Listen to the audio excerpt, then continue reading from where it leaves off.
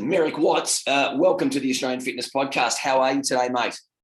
Very good indeed, mate. Thanks for having me. Yeah, you're welcome, and thanks for being on the show. I mean, apologies for my voice. It sounds like I've swallowed a cheese grater. I've got a little bit of a cold, but I was not going to pass up the opportunity to have a chat to you. And my first question is, were you surprised when I reached out to you and wanting to have you on a fitness podcast? No, for two reasons. I get about 5 approaches for podcasts a week, of which I turned down 5. I don't know why I said yes to this, Ross. I'm not going to lie. I really don't. And number 2, no, because I've actually been asked to do podcasts about fitness and stuff as well, because I'm 47 years of age and I haven't let myself go completely to shit. So that's no, not surprising. If anyone should be surprised, mate, it's you. You should be surprised that you managed to secure some of my time, even though I've been painful to track down. No, I'm very grateful that you accepted. Thanks, mate. And surely if there's an unofficial title, or maybe there might be an official title of Australia's most jacked comedian, that's you right now. Mate, I'd love to say that, but unfortunately I reckon Tommy Little's got me covered there.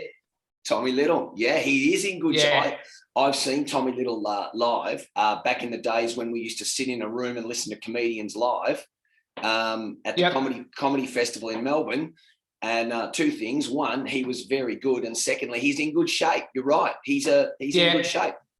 Yeah, mate, he did a marathon in Antarctica about 2 years ago.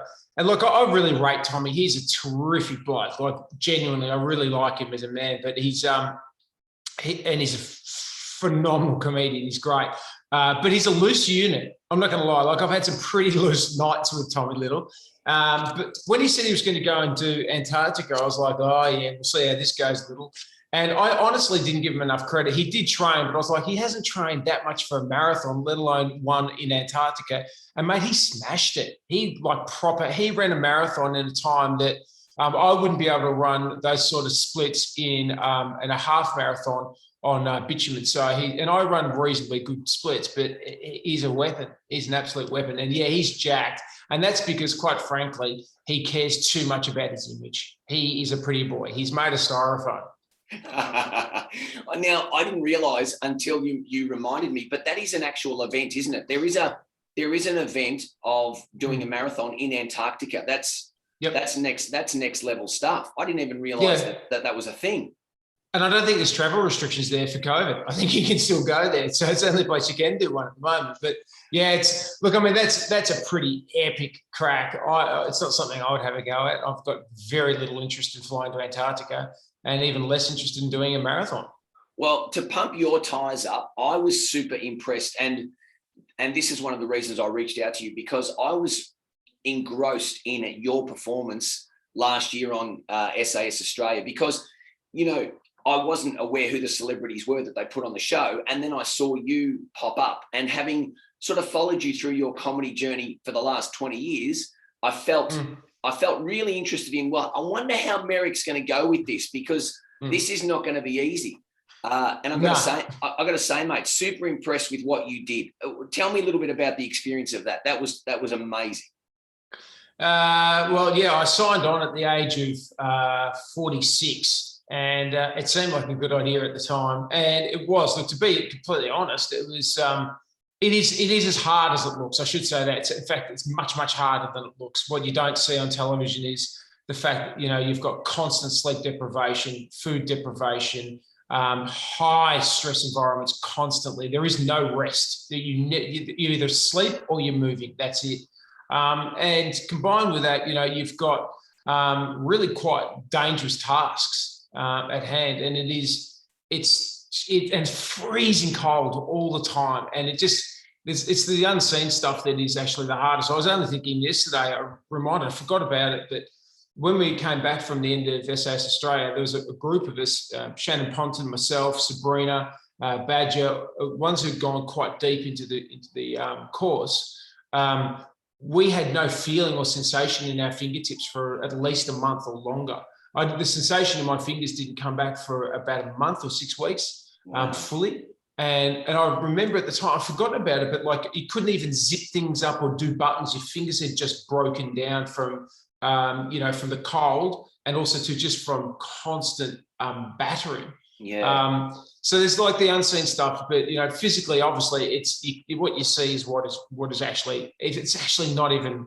It's not all the physical elements. We'd go and you'd see us running to something, Russell, and they'd be like, we'd roll up and it'd be like, oh yeah, now they're going to jump in a speedboat or jump out of a speedboat or in a helicopter. But what they don't show is the usually 2 to 5 kilometre trek with 20 kilos on your back, running into that position to do that thing. And what they don't show is the PT sessions that they wake you up at 2 o'clock in the morning to go and do 2 hours worth of brutal PT just to wear you down for each day. Yeah, I mean, when you watch a reality TV show like that, you obviously know that there's some serious editing going on to condense all of that into an hour of TV. Well, not even an hour. It's probably more like 20 minutes once you take out ads and all that sort of, that other stuff. So how much time were you given before you got onto the actual filming of the show? And how much work did you do in preparation for that? Were you given any indication? Did you have a coach, a trainer? Did you do it yourself? How did you get yourself physically ready to start the process of filming? Yeah, right. Well, this is going to hurt some people because I didn't really do it the right way, but in fact, I did it the right way. So I'll backtrack it and I'll kind of give you the full story, Russell. So I started. I got the call up in November. And I was desperate to do it. I actually contacted the show and asked if I could do it because when I was a kid, there was only 2 things that really interested me: were comedy. I loved comedy, and I loved the SAS. And when I was a kid, I thought all I want to do is one of those 2 things. And so obviously I went on to take a career in comedy, which I don't regret at all. But had I not done that, I would have definitely joined the army and definitely would have tried to put myself in a position where I could have tried for selection for SAS. All commandos. I was obsessed by them when I was a kid. And I think it's because it's the elite of the elite. And it was not so much just the physical. What I've always been fascinated by is get out, we're talking. Somebody's they're behind you, Russell. I think what I was always fascinated by was actually the ability for the mind to be the master of the body. And I was always intrigued by how do you suffer that much pain, knowing that even as a kid, I knew that it was a mental thing. So that was the reason why I wanted to do it. So I signed up in November, and I'm not going to lie, I drank a lot of piss until around about the 2nd week of January. Maybe the second week of January, I started going, all right, mate, you need to get yourself sorted. So we had what was going to be a 3-month to 4-month program. And they kind of gave us an indication of how fit we needed to be. We had to do about 3 or 4 psych tests, which I think we're all surprised I passed. But they gave us like an army fitness test as well, which, included a beep test, which I hadn't done a beep test since I was, playing football 20 something years ago. And I didn't really have a full indication of how fit I was at that stage. This is probably now late January, I think. Yep. Early Feb. So by that stage, I was doing a bit of running. I was always running and always doing a bit of fitness anyway, but I started amping it up and doing, basic kind of body work training, push-ups, sit-ups, crunches and lunges, dips, all that sort of stuff. And a little bit of free weight stuff, a little bit of bicep curls, but not a heap. I started carrying a pack for pack weight. So I started doing, like long distance pack marches. Yep. And just running. So I might run 7 to 8 Ks. That's all I was kind of doing. But I was running that in about 4.5 minute splits. Wow. So that was the kind of prep going into the first physical test. I ran a beep test at 14. Yeah, right. And I had no indication of what that meant. But the guy who was running it said, mate, if you're running 14s at your age, he said, your cardio is going to be very, very helpful on this course. Absolutely. So, mate, you probably got a better indication than me. I don't really know. Like somebody told me afterwards, they said 14 is pretty good, Merrick. For your age, 14 is pretty good. 14 is very good, especially for your age. No doubt about that. That was spot on. It's interesting that you say that you had 2 real passions. One was comedy, one was one was the military and the elite component of the military. I found it interesting when I was watching the show that when people got really down and when people were under enormous amounts of physical and more importantly, emotional stress, I don't know whether you even recognized that you were doing it, but it's when you actually started to tell a few jokes or lighten the mood or take the piss out of someone, you know, that skill that you have, I would imagine would be actually very important in an elite military unit, because sometimes just someone to create some levity helps people to Now, did you do that on purpose, or was that just your personality coming through in times of pressure? Both. I was aware of it. I was aware I was doing it, but I would have done it anyway. Like I knew that it's a circuit breaker, and it's not important. It's critical. Yes. It's absolutely critical. It's critical to you. It's critical as far as I was concerned. It was critical to me. It was critical to the team as well. For me to have brevity and levity when it got serious and things get going, mate. I was like laser focused. Yeah. Like nothing. Comedy was the furthest thing from my mind. That my objective was always on my mind, first and foremost. Yeah. But then as soon as it wasn't, like, you know, I could see people drop their heads and I would try to pick them up a little bit and entertain them. That's what you do as an entertainer. Yes. But also too, by doing that, I'm also raising my own spirits and I'm creating a positive environment, a positive situation and a positive swelling within myself, which keeps me positive, keeps me focused. And then I stop thinking about food deprivation, sleep deprivation, or for me, honestly, too, like I had to block out a lot of physical pain because I'd broken one rib on the first day and I broke a second rib on the second day. So I had to carry busted. They weren't snapped. One was quite badly cracked. The other one was mildly fractured. But I had to carry busted ribs for 14 days. Wow. Jeez. And, you know, I don't think they even made that made us aware of that. As people watching the show, I don't remember that being made aware of that. No, because I hid it. I hid it from everyone. Oh, okay. The medic knew. Would they have pulled you out of the show if you had have made them aware of your ribs and the issues with that? I spoke to the medic about it on day 3, just because I wanted to make sure that the rib wasn't snapped and wouldn't go back into any organs if I took another hit. I reckon another hit would have been pretty traumatic, because I knew that I could just tell I busted enough ribs. I knew that they were probably lightly fractured, or, you know, one would have a decent crack. I knew one of them was pretty badly hurt. Yeah. The second one. So, and that was just from a fall. So I went and saw the medic, and the medic just sort of said, look, there's nothing I can really do. He said, he goes, if you want, you can just sub out. Like, you know, no one's going to call you a coward or anything like that. I just looked at him like, come on, mate. I think we both know that is not going to happen. And then he offered me painkillers, and I refused to take the painkillers. So because I knew when he offered them to me, I knew he's a former soldier, and I knew what he was doing. He offered me the painkillers, and he said, if you want, I can give you some painkillers. Yeah.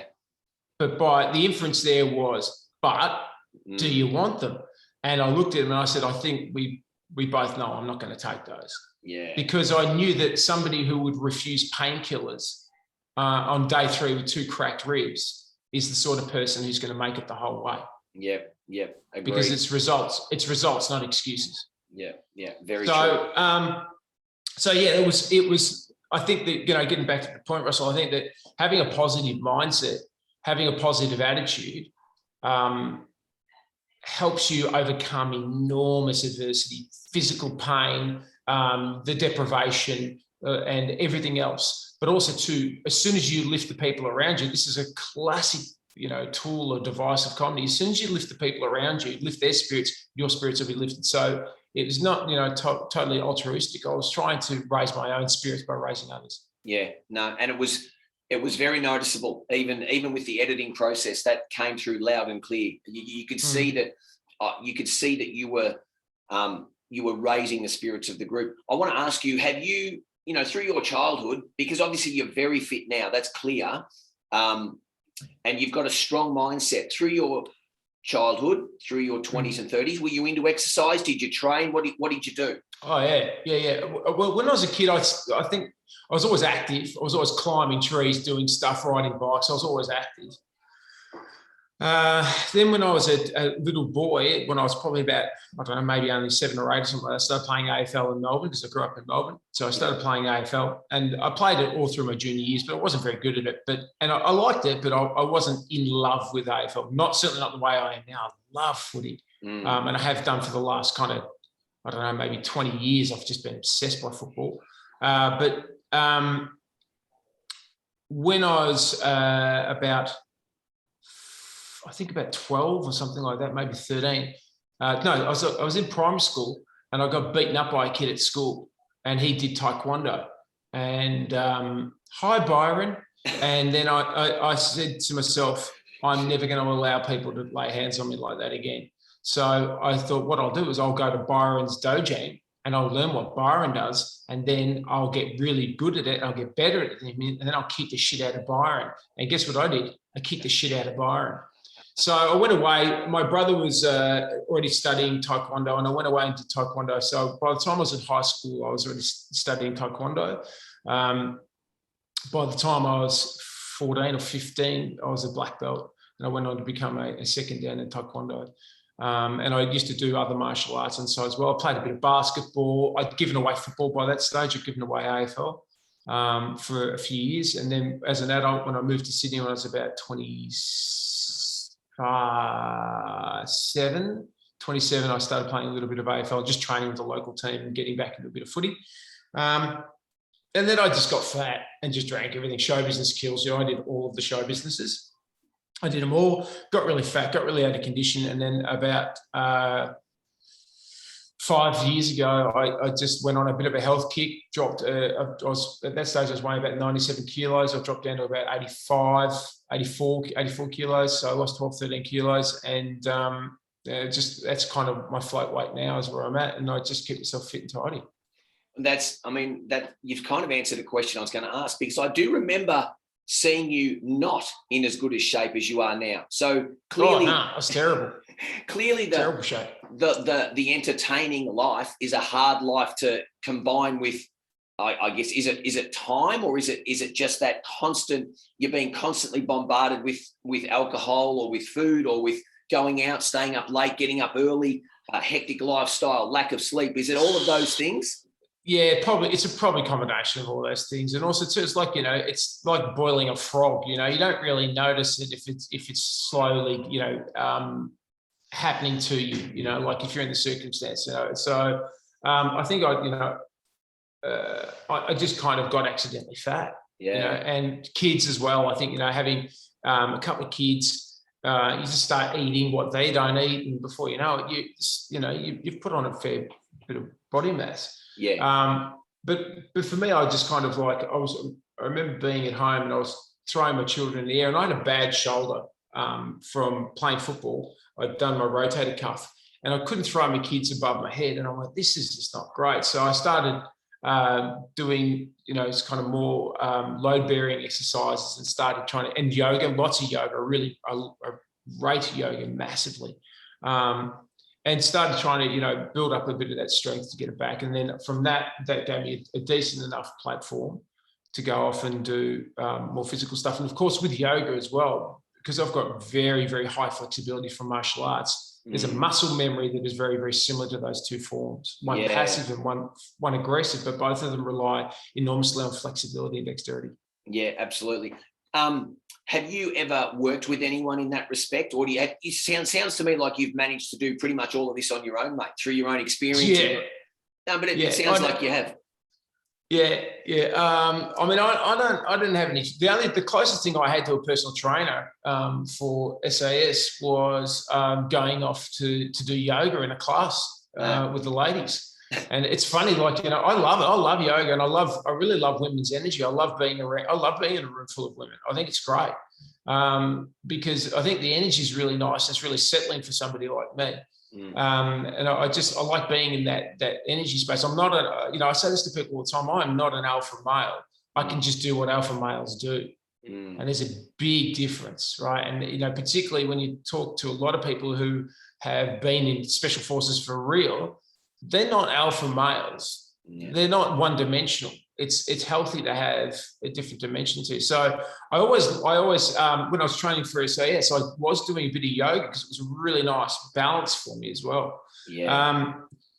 But that was the closest I got to it.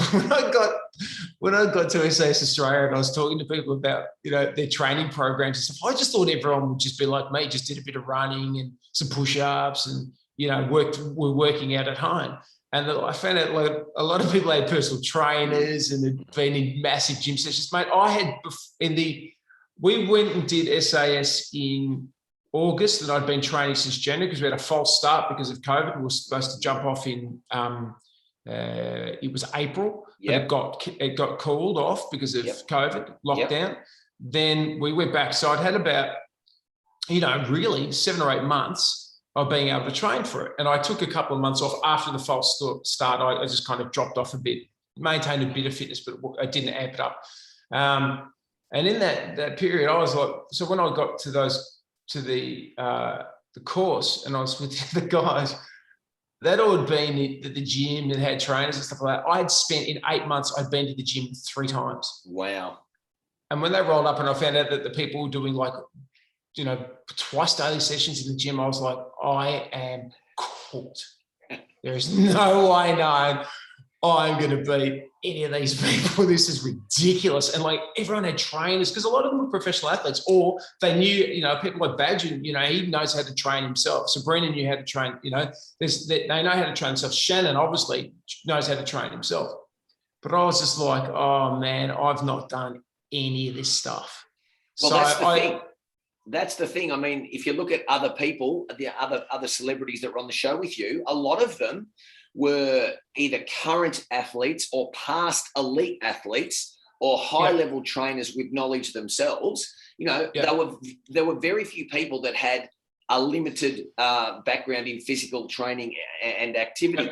Now, but what that tells us, and this is probably something you figured out, is that it's all well and good to be fit, strong, well-conditioned, well-trained. That's all well and good, but that's not the complete picture. And any of those special forces people that you would have been speaking to and working with, they will all tell you that it's not necessarily the person who's in the best shape that gets through these programs. In fact, it's rarely that person. It's the quiet person in the corner who the grey man. That's right, mate. Who just goes about their business. And, you could see on the faces of some of these elite athletes when they were actually experiencing levels of stress they'd never experienced before. And it really was messing with their heads. But you kind of you clearly didn't have any expectations or preconceived ideas. It seemed to me like you just did what task was put in front of you and then you moved on to the next task. Yeah, because there is no comfort zone for me. Like for some athletes, and only a couple on the show, to be honest, I think most of them did incredibly well, fair dinkum. But there was probably a couple of people who were athletes who, in the early parts kind of struggled because they're out of their comfort zone. Now, you might be specialised, and this is what a SAS soldier said to me. He said, you might be specialised in one field of sport, but guess what? You're not going to be doing that sport for 14 days on a course. You're going to be doing none of that. You might use part of that skill set, but it's not going to make it up. So I didn't have that, I suppose, primary focus or ability in one area. So I just went into everything just going, I'm just going to do it. I'll just physically do it. That's what I'll do. Yep. But also too, I had, like I said, I didn't have anybody coaching me. I didn't have anybody, guiding me like that. I had some great advice from some former SAS and commando operators. Yep. And those guys just told me, they said, get pack strength fast and get used to pain. That's all they said. Get used to being uncomfortable, get used to being in pain, and just become comfortable with it, deal with it, and get pack strength. So, the training that I did, I can run it through really, really quickly if you like. This would be kind of typical for me in the weeks leading up, is that I would do, like on a Monday or something like that, I'll go probably for like a 7K run, and in the afternoon, maybe a little bit of push-ups and some strength training. The next day I do strength training. That would be, maybe a few dumbbells or something like that, but it'd be 200 push-ups, 100 squats, dips, lunges, monkey bars on a ladder that I'd set up in my house, probably 50, 60 chin-ups or something like that. Lots of chin-ups. That was a big thing that I worked on. Yeah. Being able to pull my own weight. That was the big thing, is being able to use my own weight and be comfortable with my own weight. Russian twists and dips and a lot of core work, but nothing that required any equipment. And I would do that for about an hour, 45 minutes to an hour, intensely, absolutely intensely. Then in the afternoon, I might go for a walk. Then the next day, so day 3, like on a Wednesday, I might go for a long pack march, and that would be between 20 and 30 kilos in a backpack. And I'd go for probably between 7 and 14 Ks. Wow. And then I would repeat the cycle again. Yeah. So simple. And then I throw yoga and swimming in there as well. Yeah, really, really simple stuff. But like you said, stuff that is applicable out in the field, because there's no gym machine out in the field. That's right, mate. You're picking up your own body weight and you're moving your own body weight. The smartest thing I ever did was really put a focus on the backpack, right? Because I got a proper army backpack and loaded it up. And by about 6 weeks out from the course, I was pushing myself in a row. Okay, I'm really going to push myself beyond pain now, because I know how hard it's going to be. So what I'll do is through immersion, I'll take myself to another level, so that I will know that when I'm on the course, I've already surpassed it. So I went out one morning at 2 a.m. with 40 kilograms in a backpack, no food, and I did 6 hours, 31 kilometers, pack marching with boots on, with no food and no stopping at all. I only stopped twice for water for 30 seconds to take water, and that was it. That was it in 6 hours. In 6 hours with 40 kilos on your back. And a altitude mask on my face. That was set to, I think, 30,000 feet. Jesus. So that's why I did well. And I reckon that's why I did well in the mountain stuff. Like when I did the snow climb, I won it. I was last, and then I got to first. And I'm not a snow operator. I've never been in the snow. I've been in the snow, but I haven't been like in snow for 15, 20 years. Yeah. But I smashed through it because I reckon I was prepared through altitude training and through grit and perseverance. But the thing on that was, 40 kilos, 6 hours, 31 kilometers. I lost 5 toenails. Oh. My feet were so badly knackered. The next day, I literally could not put weight on my feet. Oh, wow. Yeah, you wouldn't have been. Yeah, what did you do? Like, did you just train around it over the next couple of days because you damaged yourself? Yeah, so I knew that it was going to happen. So I knew that. So psychologically, I'd already passed the threshold. I was like, well, I can do that now. They will never load us up with 40 kilos for 6 hours. It's not going to happen. No. So I went, right, well, I've passed a huge mental threshold, and I was in agony doing it. Like funnily enough, I was pretty good until like literally the last kilometer. I could just feel my feet bleeding out. I was like, I'm in trouble here. And obviously blisters, but my feet were in pretty good shape from conditioning anyway, but they were busted. So I'd already kind of prepared myself that I was going to have a down period, a rest period off the back of that. Yep. So I was able to still do all of the body strength stuff, lots of push-ups and everything else like that, and just kind of work around it.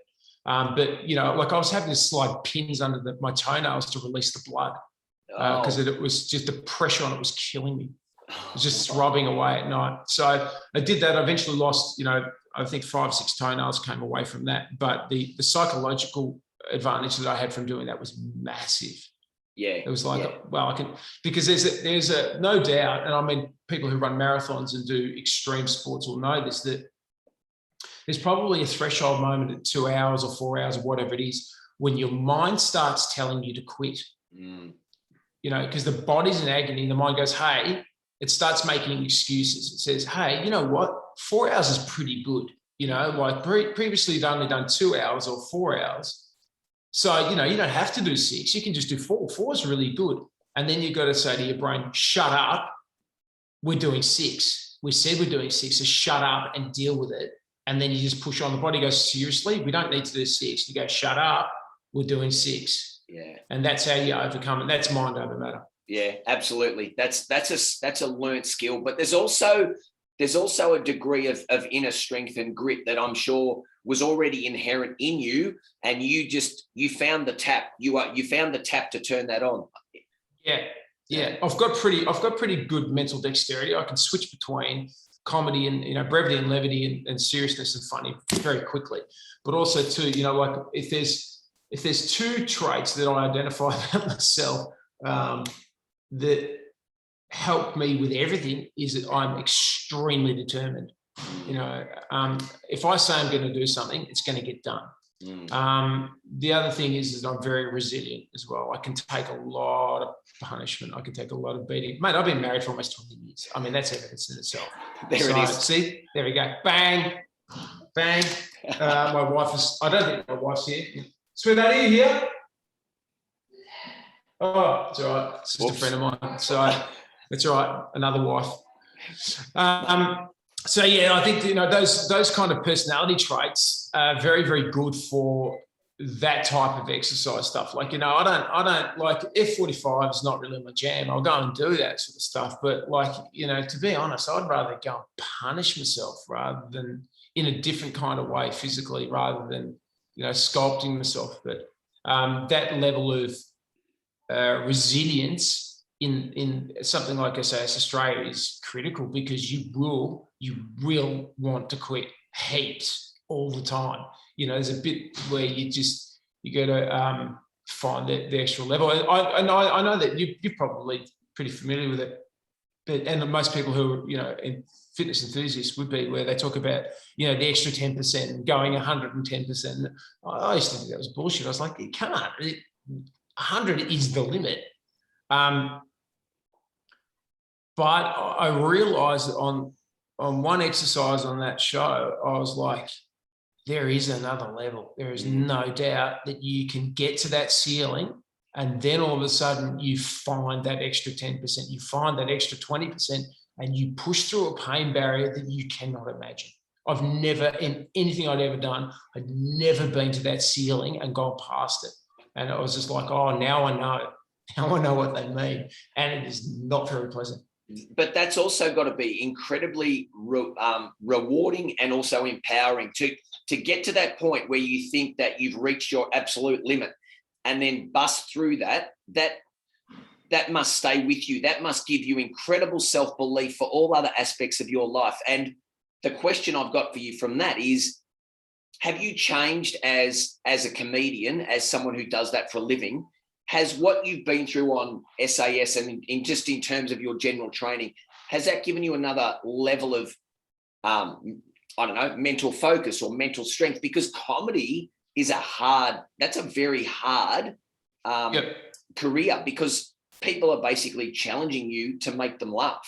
So you've got to be pretty resilient, because you're going to get audiences, I would imagine, that are almost combative with you, hecklers and things like this. Do you have another level of mental strength that you've found? It's a different type of mental acuity. Like like when I'm performing, when I'm being a comedian, I'm just being a comedian. That's what I do. That's the thing. But like I said, it's the mental dexterity. I can talk to you like this now, and I can make jokes if I want to, but I can just talk like a normal human being.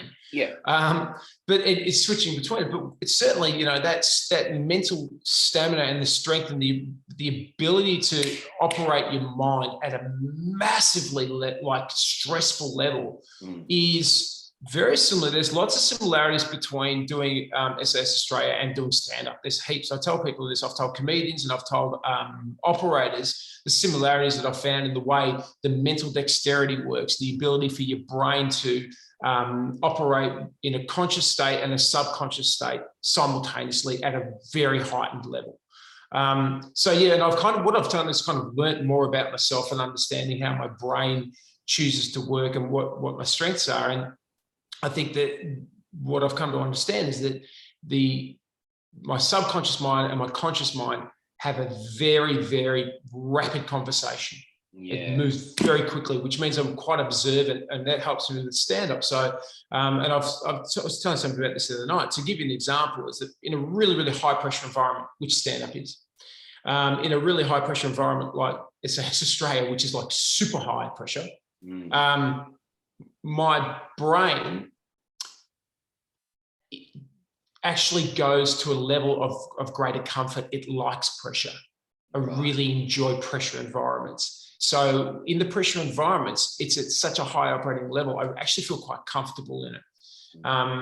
And to give you an example of where that works with stand-up is that where the two minds, the subconscious mind and the conscious mind, tend to speak to each other, which has got a similarity to special forces. It's situational awareness, right? This is something you hear a lot from soldiers. Situational awareness. It's being able to consciously see the objective in front of you, but also to have enough peripheral subconscious understanding of what is going on around you. Be aware of your environment. And in a stand-up circumstance, that means you're telling a joke on stage and somebody in the audience, and you're going through your routine, you know your routine, and you're consciously delivering it. But somebody in the audience has just lit up their phone, and you can see that phone, and you can see that they're communicating on their phone, and that's naughty. Now, if you overreact and you start smashing to that person, or you break your routine because you've subconsciously picked up on that awareness in front of you, you'll ruin your routine. You'll lead up to the joke and you'll get it all wrong. It'll go to a mess, right? Yeah. But in that moment, that split second, operating at that level, if you are situationally aware that somebody is on their phone, you're consciously aware of what you're saying and what you're doing. The audience has got no idea that you've just clocked that person on their phone. And then you put those two states together, the conscious mind of I'm saying this, the subconscious mind of that person's on the phone. And at that third level, you say to yourself, I'm going to get through this routine. I'm going to deliver the punchline here, and then I'm going to get onto that person there. Because I've got the time, I'm aware of it, but I don't need to react to that stimulus right now. I've seen it, I've clocked it, I've understood it, but I'm still doing this routine. And then it goes to another level where, as you are consciously now aware that you are going to do that, that you are going to address that issue over there in the corner on that phone, you say, funny, this stand-up joke actually has a punchline, which is about mobile phones. So what I'll do is I'll double hammer them. I'll double tap. I will go the punchline of this joke, and I will direct it at them, and I will kill two birds with one stone. And that is connective interplay within the mind. That is the subconscious mind and the conscious mind operating at a split second and making a decision that it not only are you aware of it, not only are you going to deal with it, when you're going to deal with it, and how you're going to deal with it. Mate, that's super cognitive performance right there. That's because you've got three or four things going through your mind, and you're not even breaking stride. The audience wouldn't even know that you're processing that. But I didn't. I think most people, I think pretty much all comedians, good ones particularly, are doing that every day. Like that's a thing that you do. You don't overreact to a new stimulus. You observe the new stimulus, right? So you make the observation like an OODA loop. That's as simple as that. So you don't panic and react. You just observe, wait, make the right decision, then act on that decision, and then you'll get the better result. Yeah. But I wasn't aware of how to be aware of it until I'd done SAS Australia. And then my brain was operating at such a concentrated level and such a high level of stress and pressure, constant pressure, that when I came back off it, I was able to process why I was able to do certain things on that show. And, for me, in that television show, there's two things that I did that I'm aware of and proud of. And that was one, when there was a hostage situation, which was the most pressure environment I've ever been in my life. You are literally got a gun. There's people who are going to shoot at you unless you shoot them. I mean, obviously they're not real guns. Well, they're real guns, but they're blanks. Yep.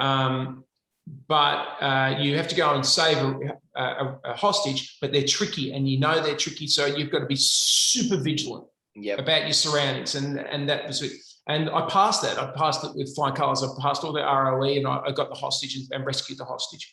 And I think everyone else but Jackson Warren failed to pass the test. But the thing was, I was I knew it was a high pressure environment, it was super high pressure, but I felt very calm. And I processed the environment, and I made the right decisions and exacted the right decisions and got the right result. Well, so that was, for me, a huge mental challenge. Well, I mean, I'm only guessing here, but I've got a funny feeling that all of your years of comedy and being in that environment and having to process the audience and process all of the other stimulus that you're getting back whilst delivering on your routine has probably actually given you the ability to rehearse that skill. And then you've applied that skill in a totally different field, Correct. That's like, like the audience thing, Russell. It's the same thing. I've walked into an environment, and the cognitive mind, my conscious mind is saying, there's a person with an AK-47. So guess what? They're going to try and shoot you. So be ready. As soon as they raise that gun, you're going to fire, right? So that's the conscious mind. Over to the right-hand side, there's a guy sitting on the floor. And on the other side, on the left-hand side, there's a guy sitting in a chair wearing the same hat as my hostage, but he doesn't look right. And my subconscious mind is, as soon as she raises that gun, shoot her, right? It was a woman armed with an AK-47, dressed as a bandit. On the right-hand side, there's a guy, and in this split second, as I walked into this room, holding an M4, I went, if he's a problem, if he's a risk, the guy on the right, if he's a worry to me, why is he sitting on his ass on the floor? If you're a threat, threats don't sit on concrete floors. The guy on the left, if he's my hostage, why aren't his hands tied behind the back of the chair? That's a chair that you put a hostage on, but why can I see his hands and yet I can't see he's covering his right hand? What's going on there? That looks sus. So in that moment, in that split second, I made the decision, as soon as she raises the gun, fire twice, move left, and bring your weapon to bear on that guy, because he looks sus. And that's just this reading the external stimulus, but not overreacting by shooting him first or shooting him before he's raised the weapon. So as soon as he was covering a 9mm Glock, as soon as he raised the weapon, my gun was already up and ready, and boom, boom, two shots. Yeah. But it was all like that. So that's very similar to the stand-up stuff, It's not, don't overreact to the stimulus. It's there. Be aware of it, process it, and be prepared to act on it when the timing is right. So, the hostage situation there, the second bandit who was trying to trick me, my gut and my instincts told me that doesn't look right. Be prepared, but don't overreact yet. Wait. Yeah. Wait. Yeah. So it's pretty deep, isn't it, Russell? Yeah, no. I've gone pretty meta, haven't I? No. I'm boring me, so I must be boring you and the audience. No, you're not. It's really interesting because I'm listening to your answers, and I'm kind of I'm seeing you as an entertainer, as a comedian, but I'm also seeing that you've got a highly functioning sense of situational awareness, and your brain is very calm under chaos. That's how I analyze you right now. You're very calm under chaos. It's funny. It's really helped me. There was a pressure situation earlier this year, Russell, during a gig, right, where there was a lot of jeopardy. I won't go into the details, but it was like it went from DEFCON 0 to DEFCON 5, if DEFCON 5 is the highest one, which I think it is. Who knows? It might be DEFCON 1. I don't actually know how they do DEFCON. Whatever DEFCON, look, it went pretty DEFCON. It was hardcore DEFCON. And I'm not talking about a dance party in the 90s, right? So it was extreme, and it got really hectic really quickly. And I think some people would have panicked. Some people would have melted. It was that kind of moment where people would just melt out. Yep. And I was just like, all right, this is a shit show, but what I'm going to do is I'm just going to deal with it, process it, and move on fast, rapidly. Process, move on. And that is, I don't know whether or not, whether or not it's chicken and the egg, whether or not I had the propensity before I went on SAS Australia, or SAS Australia allowed me to be better at that. But what I do know is that the high pressure environment suits me. I like it. My brain, from the outside, I go, I don't want a high pressure environment. I just want to lie down and have a few beers. But what my brain actually says is, no, we love high pressure. We love high pressure environments. So get to it. So I don't know, like it's, I don't think it's an addictive thing like adrenaline. I think it's just one of those things that my brain, the way it's wired, enjoys processing at that level. Yep, I agree. I think that's all that's, what's happened is you've discovered off the back of that TV show two things. One, what you're physically capable of, which is probably more than you ever realized. But secondly, that your brain actually enjoys and thrives in high pressure environments, which is why as a young kid, you were attracted towards comedy or military, high level military. Yep. And both of those environments, whilst the outcome is incredibly different, both of those environments rely on someone who can handle or can be calm under chaos. Because I personally could not think of anything more terrifying than standing in front of an audience of 500 people, all sitting there going, "Well, come on, smart ass, make me laugh." That to me, that's try 100,000, Russell. Yeah. When you do 100,000, you just go, "Oh, this is a high pressure environment. We're at the Olympics." I think it's just about the way you're wired. I don't think it's about some sort of special toughness. It's got nothing to do with toughness. Like, the result is being tough or being resilient, but I think it's, maybe it's either conditioned from childhood in some way or it's just born that way. I think that for a lot of it, I think I've always been like this. I don't know any other way. I've just become, and in times of my life, I was very uncomfortable with it, with the way my brain operated. But now that I kind of understand it better, I really like it and I know how to apply it better now. Like, I know that I've got that dexterity where I can turn it on and off as I choose. But I love operating at really high levels like that. Well, in the immortal words of Obi-Wan Kenobi, you know how to use the Force, Luke, don't you? If by force you mean cocaine, yes, I know how to use the Force. No, I'm not kidding. I don't use drugs. I'm winking to the podcasters. So no, hey, I don't need that stimulants. I've got two more questions. Number one, was there any activity on that show that really you thought for a moment you were not able to complete? Was it a height activity or a cold activity? Was there anything in there that really you felt uncomfortable with? Because you seem to deal with all of it pretty well. Personally, I'm terrified of heights, but you went okay with all of it? Yeah, no, I'm pretty brave. Like, going out the back of the helicopter, like I just knew I would do it. I was like, I'm going to shit myself, but I'll do it. I just knew that whatever those things I would do. I didn't like going off the scaffold in the, there was a big pit, like, a quarry, an enormous quarry pit. And we had to go backwards off a scaffold and have somebody as a rope person. Fortunately, I had Molly. She was fantastic and I trusted her to kind of grab the rope. But I didn't love that one. Physically, the big thing was the mountain climb when I went through the snow. And that was a 5K hike. But what had happened is that, and, this wasn't revealed on the show, but as we were rigging up, we had a 40-kilogram sled called a polk that we had to drag behind us on this race. And as we were rigging up the polk, and you have to wear a harness around your chest, as we were rigging it up, I had busted ribs. So I went, well, this is going to be very unpleasant. And the other thing was my polk was back to front. And so literally just as they're about to say go, I said, staff, my polk is the wrong way around. And they looked at it and they said, it is. Oh. And then they started scrambling and then they said, and Milton goes, go. So everyone just went. And I was like, I can't go anywhere. My sled's back to front. And it's 40 kilos. I can't drag an arse end through the snow. And then one of the DSs said, you're just going to have to make do. And I just went, oh. So I started 50 meters behind everyone.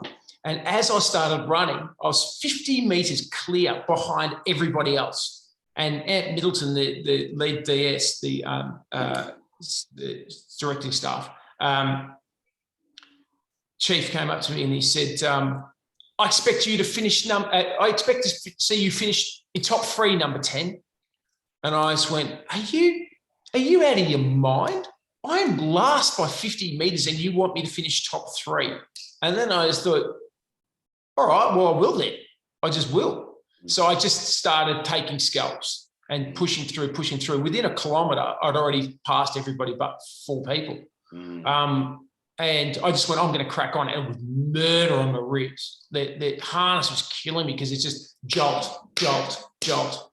And, I had snowshoes on. Anyway, so long story short, we get to about 4 kilometres and we've ascended a massive peak and it's deep snow and it is hard going. And in front of me is James Magnuson and Badger and Billy Billingham, one of the other DS, one of the hardest men I've ever come to know, and a great bloke, just walked up and just whispered in my ear almost. He just said, results, not excuses, number 10.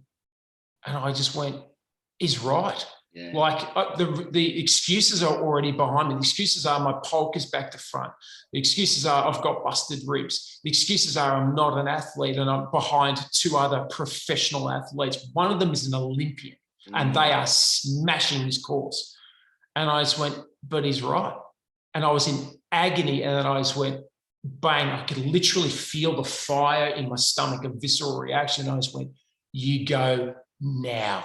And I just put the jets on. And that's when I was in the most pain I've ever been in. My legs were burning beyond belief. And I just went, later for you, you go hard now, and pushed harder and harder until I passed both those boys on the toughest part of the slope. I waited until I could see the toughest part, knowing that that would be a point to take them.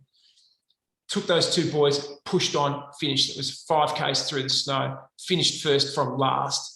And that was the greatest physical achievement I reckon I've ever made. But also too, that was the extra 10, 20%. I just dug so deep to find it and to get through. And it was funny, Russell, because at the end I was just like, well, I think I'm clearly the greatest person in the world now. I mean, I was last. And how amazing am I? I'm now first. And I roll up and one of the DS just looked at me. Foxy just goes, don't look so pleased with yourself. Go and get some water. And I was like, what?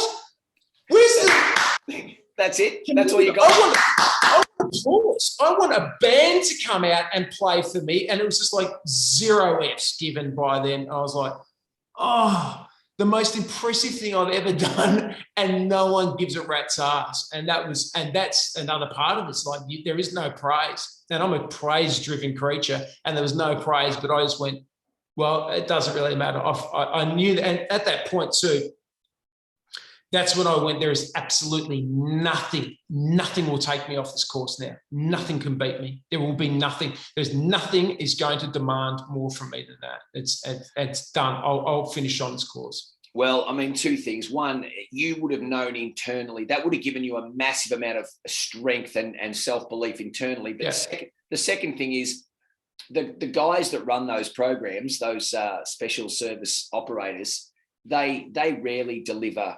accolades. That's not what they do. They don't do that.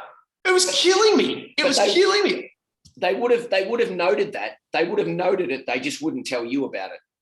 Yeah. I mean, look, I think they're like, to be honest, they're not actually even impressed by it. Why would they be? I mean, they do that with 60 kilos and a gun in hand, and they do it for 5 days. I did 5 kilometers with a 40 kilogram polk. It's hardly the same. But the fact is that it was, for me, it was a huge shift. Like once I'd done that, I was like, I've got this now.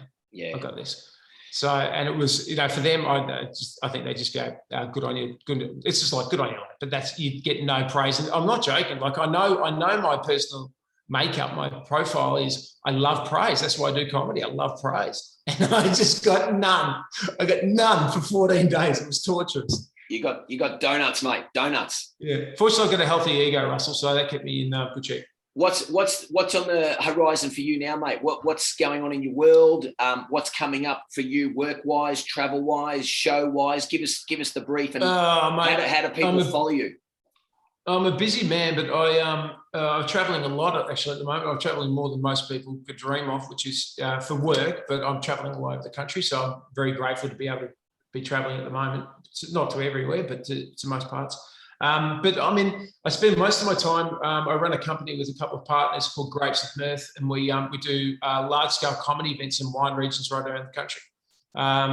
Because despite being a weekend warrior, I'm actually a very big fan of drinking, and although I can have a healthy handle on it, I've got a reasonable degree of wine qualifications. I've got what they call a WSET 3, which is like a sommelier grade. And I'm really, really involved in the wine industry nowadays, and I love it. And so my company, we go out and we do massive comedy events in wine regions all around the country. And it's just 100% living the dream. Live the dream. Good on you. Mate, you know what? I didn't have any expectations. When I asked you to do this, I thought, I'm just going to talk to this guy because I'm interested in what he's done. But I tell you what, credit to you, because you have opened up a side of you that I never knew existed.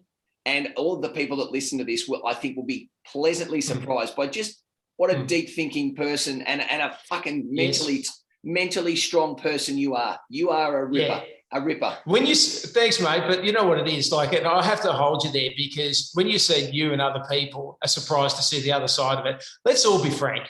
It's the fact that you all thought I was stupid.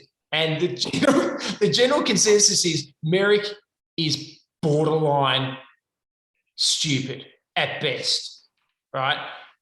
But when people find out that I'm not, then people just go, I really thought you were dumb. And I go, I know. And I love surprising people like that. But that's one of the reasons why I did SAS. I knew I could do it. I knew I could get through it. And I knew it would surprise people. I love surprising people. I don't like being pigeonholed. No. I don't like being seen as one thing. I'm very, very diverse in my interests. So, yeah, I know what you mean, though. But most people think I'm a half-wit. And then when they find out, they go, he's a deep thinker. Yeah. I think most people think I just sit around, sharing an ice cream with a dog all day, just going one lick for you, one lick for me with a Labrador. I'm a little more complex than people might think. No, I didn't mean that to be disrespectful. I didn't know. No, it's funny. It's true. It's because I built that. Person. I didn't know you as a person. Now I feel like I do. And you've got lots of different shades to you, and that's very cool. Very cool. Yeah. Oh, mate. Well, I appreciate your time, and I appreciate you having me on. Like, it's been an interesting conversation, because it's physically, the SAS Australia show is so much about being physically fit. But it's the combination of the mind and the body that will get you through it. You can be as fit as you like, but you can crack like an egg in that place. Yeah, absolutely. And I think, I really admire those people who go and do, Spartan challenges and, marathons and stuff like that, and that extreme, like, overland trekking and stuff like that. And I just think I couldn't do that. I don't have the mental strength to go and do that. Or the desire. I think what you'd find is, I think what you'd find is that you would apply yourself to any situation. If you were put in that situation, I think you've got the capacity to apply yourself across all sorts of scenarios, mate, based on what I can see from today. I don't know, mate. I don't reckon I'd be good at jazz aerobics. I don't think that's me. I don't think I could apply myself to that very easily. Well, is that anybody, really? Let's be fair. No. I don't know. A friend of mine does it, and she loves it. She said, you should come and do this with me, man. She said, you'd love it. You'd love a challenge. And I was like, not that challenge. No. Not that challenge. I'm not doing anything to music. I'm not doing things to music. I don't do things to music. Well, good on you, man. I tell you what, thank you for being on this show. It's been awesome. What a great chat. And keep training and keep doing great things, all right? All the best. Thanks, mate. Thanks for your time. Good on you, man.